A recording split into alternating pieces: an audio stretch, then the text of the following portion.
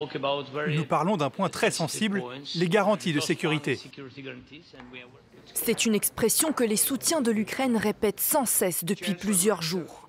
Les garanties de sécurité qui doivent être accordées à Kiev pour faire face à la Russie. Donald Trump assure que Vladimir Poutine est prêt à les accepter. La paix, bien que difficile, est à portée de main.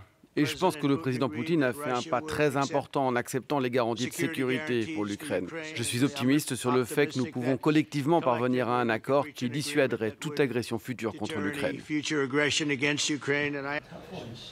Pour Donald Trump, pas question en revanche que l'Ukraine rejoigne l'OTAN. Selon son secrétaire général, Européens et Américains planchent donc sur une garantie similaire à celle de l'article 5 du pacte de défense transatlantique. Elle permettrait à l'Alliance de protéger militairement l'Ukraine. Mais pour les dirigeants européens, la sécurité future de l'Ukraine repose avant tout sur son armée, à l'opposé des demandes de Vladimir Poutine, qui réclame depuis le début de la guerre une démilitarisation du pays.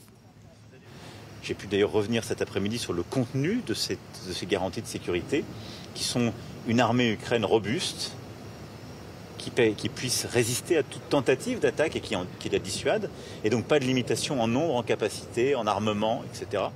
Selon le président ukrainien Volodymyr Zelensky, les alliés occidentaux de Kiev vont formaliser ces garanties, au contour encore flou, d'ici 10 jours.